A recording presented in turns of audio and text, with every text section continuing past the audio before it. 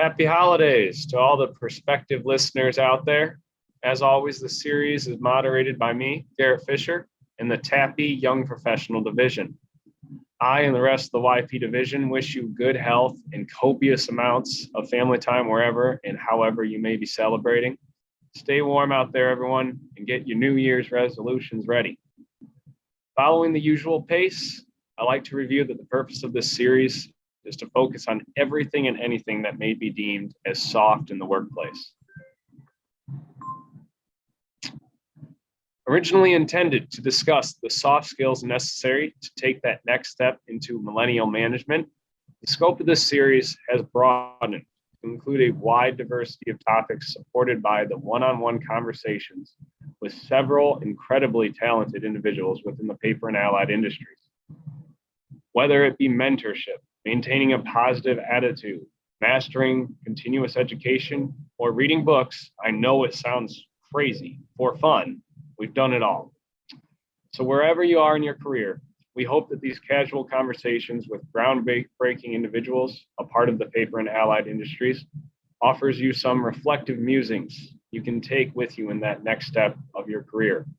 Our primary desire is that you may take away an ability to confidently invest into the career stock market by determining what habits, hobbies, and opportunities you need to invest time in now that will pay dividends later in life. It is now my honor to bring another individual into the perspectives spotlight. She is a woman whose trophy case from accomplishments in the paper industry would make any sports teams seem empty. This trophy case includes a contribution to R&D in the paper industry via patents, which she has 6 of, her recognition as a TAPPI Fellow, a CEO award from her own company, and most recently, and if you asked her, probably the most prestigious, the Woman of the Year award throughout all of TAPPI in 2021. Without further ado, welcome Paula Hajakian. Thank you, Garrett. Glad to be here, glad to join you. Paula currently works as the Principal Technical Specialist at USG, where she confronts an incredible diversity of tasks, ranging from NPD work to capital project management. Not only that, but she is a Six Sigma black belt, regular volunteer for several TAPPI committees, and has proudly supported the paper industry with her knack for technical insight for 35 years. So she clearly has a ton of free time on her hands. She's got 35 years of experience in developing herself and others. So let's see what she has to say today. So Paula, my first question revolves around a passion you have outside of work. Your volunteer work with TAPPI and committees such as TAPPI Papermakers and the WIN division is quite impactful. But you've also preached that your involvement with TAPPI originally started by taking courses offered by the organization. People's free time is limited, so some direction in what courses are out there would be helpful to our audience. How do you determine what fits your needs best? And are there courses you have taken that you always come back to as best in class? And along with this, have you gotten more out of the free courses that you've taken or the paid ones? Thanks, that's a great question. Our time is limited, our money's limited, our ability to take time away from work is limited. So those are all important factors when we're considering what kind of training we need and how it's going to improve us, either soft skills or through technical training. I would say the courses that I have taken from TAPPI have been extremely beneficial. A long time ago, not just paper fundamentals, but the advanced paper making courses have been great from a paper side, but it depends on what your needs are and where you stand as far as what you need to take. As far as PaperCon, I have considered that just a standard for me for understanding what's happening in the industry, what direction we need to be moving as a company, what advancements are out there, and even with the supplier showcase, just seeing a new product showcase, seeing what's down there and what's going on, that's been very beneficial. As far as time away from work, because I know not everyone gets a chance to go to PaperCon, there are free courses and free webinars and things like that offered throughout the year, and those have been extremely beneficial. I'll give you an example. I recently looked at a course on a manufacturing execution system, but it's a 4-day course away from work. And really, that's not my main focus. I would say as I've advanced in my career, it's easier for me to understand what is and is not important for me to spend time on. There are other people who can spend time on that. I would say take advantage of these free seminars, the webinars that TAPPI offers. There's great soft skills courses. There's great technical webinars sponsored by the Papermaking Technology and Operations Committee, for example. And that just, it's an hour out of your day, as these things occur. They've been great. Win Cafe's coming up. That's a great one that's sponsored throughout the year to help engage in the conversation. Another interesting time I had was just joining the Hot Topics breakfast. Never realized the depth of the conversation related to, whatever specific, either soft skill or hard skill topic. And it's just information you find from surprising places. So it's not as easy to prioritize when you're starting out. Understand the cost, the benefit, and take advantage of the free webinars when they're out there. Those are great thoughts, Paula. I think continuous education, a lot, we've talked about it on here before. A lot of people view that as, going back to school to get an MBA or a master's, or even doing, highly technical work such as, mini tab training or black belt, Six Sigma, whatever it might be. But, we never touch on the industry as a whole. What does it offer? The TAPPI courses, those free webinars that are always out there. I mean, why not focus on something that's directly paper related when you're, involved in the paper industry? It kind of makes sense. It's why, we really wanted to, ask that as just a kickoff question, because we do know that you're so heavily involved with it. You have such an experience with those TAPPI courses. So thank you for, sharing that with us today. One other thought related to that is belong to the committee or committees that most greatly impact what you do, because then you get on the mailing list for that committee for their webinars and activities that they're sponsoring throughout the year. I may not have time to get to all of those committee meetings at PaperCon, but just being involved in that committee and my name on that committee list, I get the information areas of interest or that impact. So let's move on to some of the skills you have developed directly from your experience on the job. Root cause analysis can be difficult.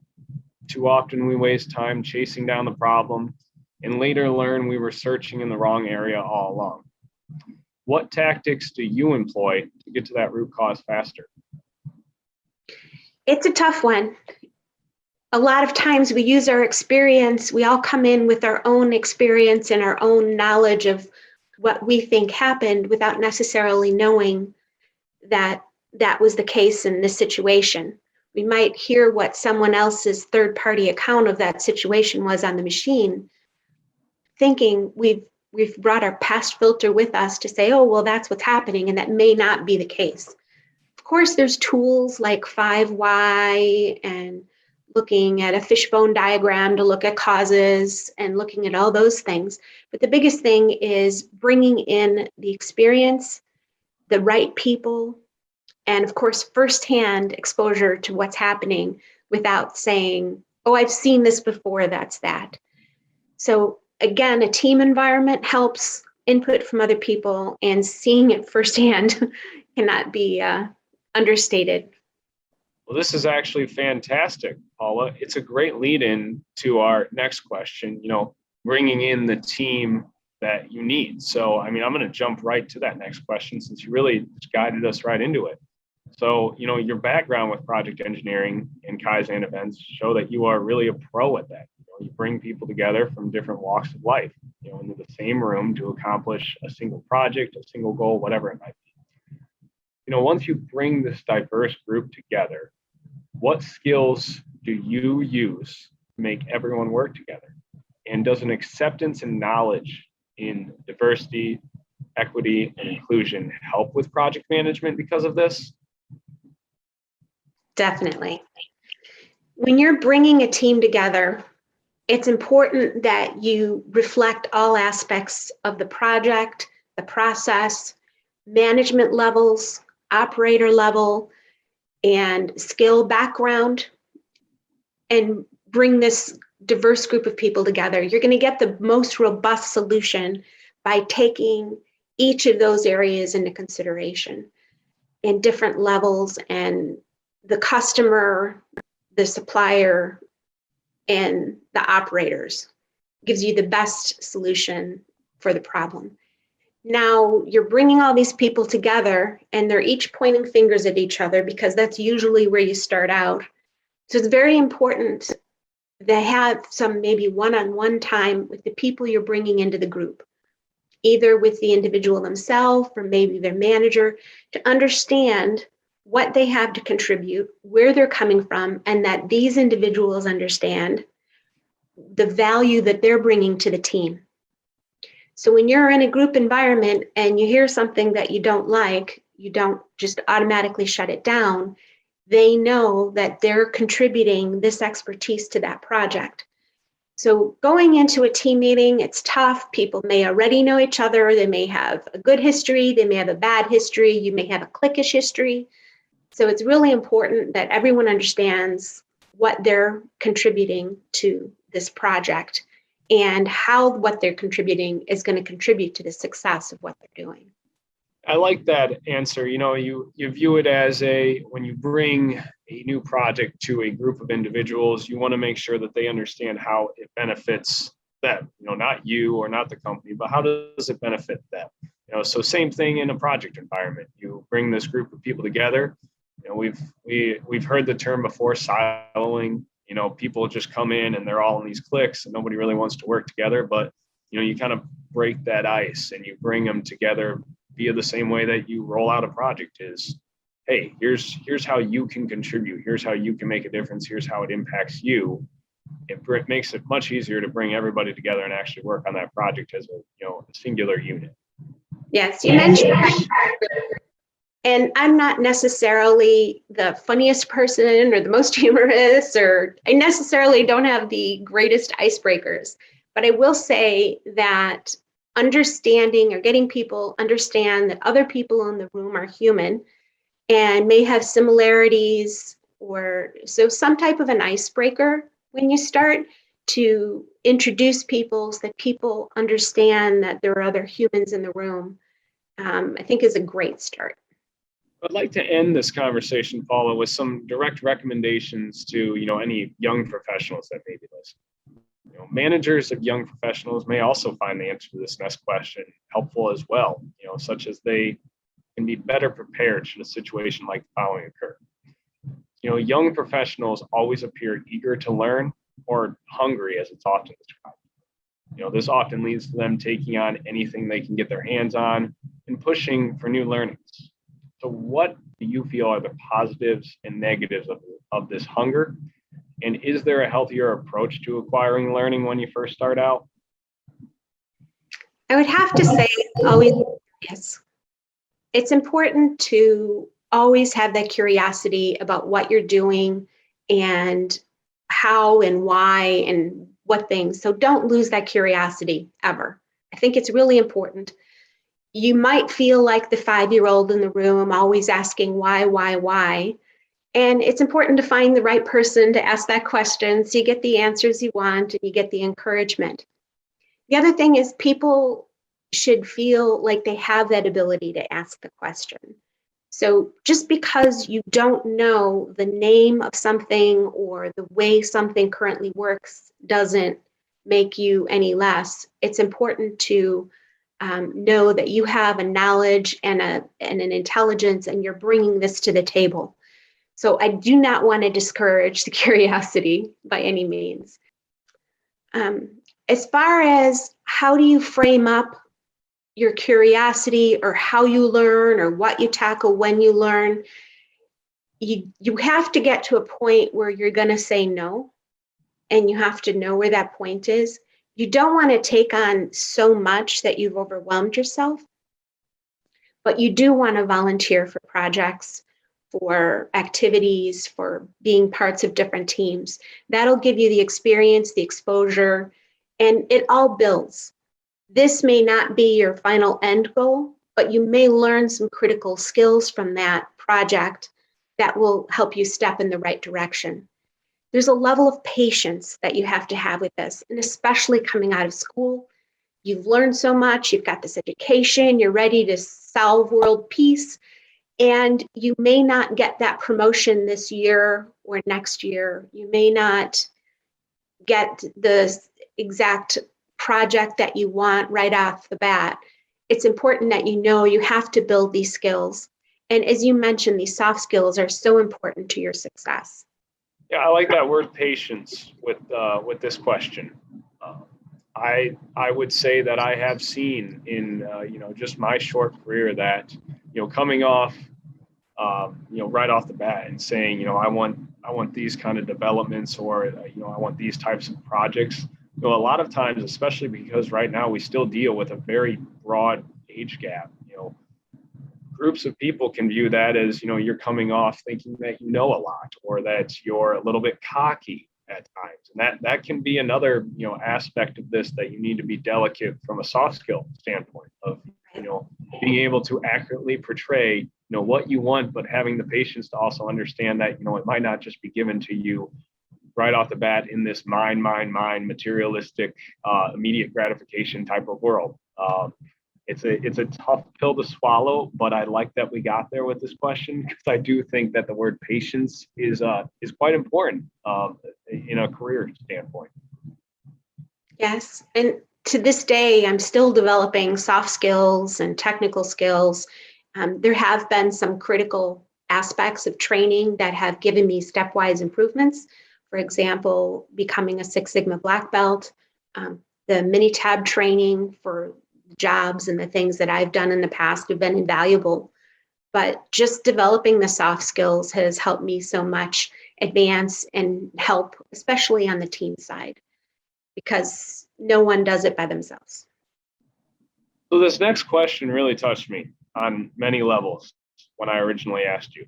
And I'd love to hear you share with our audience your feelings on a quote that has transformed into more of a mantra towards sport. After the year many of us had, with the difficulties that have arisen due to the pandemic and the resilience that has been required, a pick-me-up like this final question is very apropos. So Eleanor Roosevelt once said that no one can make you feel inferior without your consent. What is your history with this quote, and what relevance does it hold for the young professionals today? I would say I selected this because, to me, this is where I came from. This was when I was a young engineer and I didn't know something. I wasn't a part of the conversation at the table. Sometimes just being 5'2" and talking with a bunch of other people, I felt like I wasn't a part of the conversation at the table. And you feel like you're dismissed. Like your knowledge, your experience, you can't contribute to resolving the problem, so you shouldn't be at the table. And I think early on, I kind of took that to heart. And you have to grow to know that it's not because you don't have the intelligence. It's not because you can't contribute. You can, and you should be at the table, and you should be a part of that conversation, even if it's just to learn. So without your consent, so I was essentially consenting to them not including me, or to not being a part of the conversation, or not being consulted or informed. And know that that is not on you, that does not mean anything about your value or what you have to contribute. It just means you need to find a way to come to the table and not let other people comment or thoughts impact your thought or thoughts about yourself.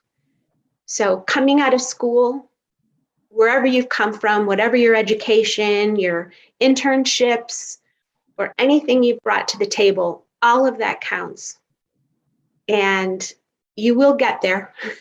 It may take some time, you will get there, but being at that table is important. Thank you for sharing that, Paula. I think our listeners are really going to, appreciate that. Although we talk a lot about soft skills on here, this is more of a emotional type question that I just really wanted everyone to hear. And I'm sure that there are young professionals out there that have felt this way at some point. I mean, it's always hard to, enter into the industry when you have all of these, senior, experienced, executive type people. It often feels like, yeah, you're that little kid in the room raising a hand, trying to, make sure that, somebody at least sees you. I really just appreciate you sharing your thoughts on this today. Yes. And you mentioned mentorship before, and I think that's an important part of this. And having a mentor, someone's typically senior, even if it's just a few years senior, or someone who's gone through a situation that you've gone through before, I think helps you relate to the other perspective and that other person relate to your perspective. And if you can build that within your own organization, all the better. It'll give you an opportunity to understand what you need to do to be successful, to come to the table to contribute. Well, once again, listeners, our time has come to an end. I and the YP division would like to extend our thanks to Paula for sitting down with us today. So thank you, Paula. Thanks, Garrett. It was a pleasure talking with you today. I'm really excited about the work that you're doing and talking with industry professionals. And I can't emphasize enough the value that TAPPI has brought me, both technically through training, through courses, through participating in committees, and now as paper and board division chair, the experience that I've had working with wonderful professionals throughout the world, and especially to the women in industry for the soft skill side of it and understanding the technical contributions of all these great other people at TAPPI. So just knowing these people has made me better. Well, we certainly hope that you took something from this conversation as well as our listeners. And, please check out more Perspectives content by visiting the TAPPI Young Professional website and clicking on that YP Perspectives link. Thanks again for listening, everyone. Stay safe this holiday season, and we'll see you in 2022.